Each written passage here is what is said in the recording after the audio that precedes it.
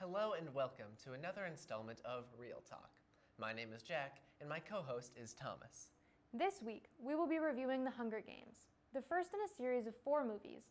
The Hunger Games follows Katniss Everdeen, who lives in a dystopian post-war world where the rich elite, living in the capital, watch 24 children from the districts fight to the death every year in the Hunger Games, in order to remind the districts of what they lost when they tried to rebel against their oppressors. The Hunger Games was released on March 23, 2012, with a runtime of 2 hours and 22 minutes, and was rated PG-13. It was directed by Gary Ross, and cast members include Jennifer Lawrence, Josh Hutcherson, Woody Harrelson, Elizabeth Banks, Lenny Kravitz, Donald Sutherland, and Stanley Tucci. Jennifer Lawrence won multiple awards for her performance as Katniss.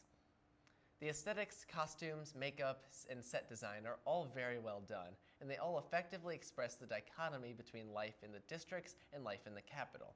The districts dress in muted, worn-down, older clothing, reflective of their state of poverty and working-class positions. The capital, however, dress in very vibrant, extravagant, and honestly obnoxious outfits, some even with extensive body modifications. These aesthetics are reflected in their decor and architecture as well, with the districts living in run-down, antique housing and furniture, while the capital has incredibly sleek, metallic, modern architecture and bright, odd, and tacky postmodern decor. I agree. The set, makeup, and costume directors did a good job showing that the capital has more money than they know what to do with. I also think that the camera work for this movie was incredibly well thought out and fit the story well. My favorite choice is their use of a shaky cam. When Katniss is running or fighting, the camera is handheld and a camera person runs with Katniss. This causes the audience to feel the adrenaline and panic that Katniss feels in the chaos, as you are struggling to see exactly what's going on as well. I also appreciate the choice of a shaky cam because it prevents the fight from being framed as cool. Despite being labeled an action movie, The Hunger Games differs from many action movies in that the violence is framed by the director as disturbing and tragic.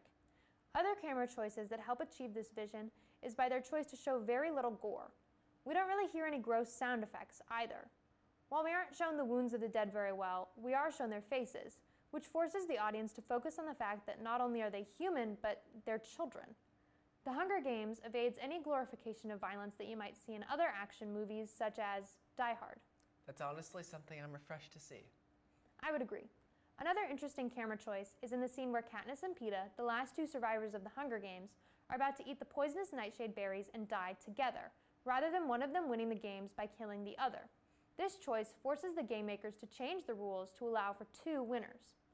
The Hunger Games is being broadcast to the districts, and everyone is forced to watch it.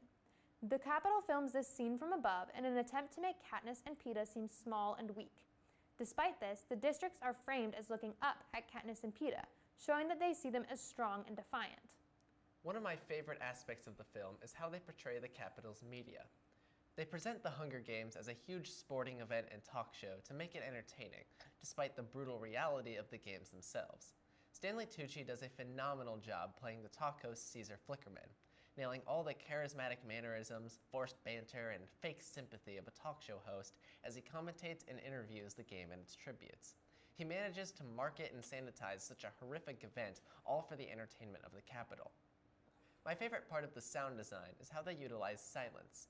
For example, in the beginning of the film, taking place in District 12, there's a distinct lack of music, which helps emphasize the emotions during Effie's speech as she selects the tributes.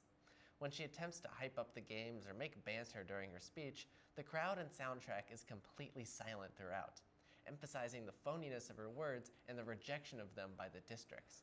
Later, when Katniss volunteers as tribute to stop her 12-year-old sister from being drafted into the games, the music stays silent as her sister desperately screams for her not to do it as she's being taken away back into the crowd.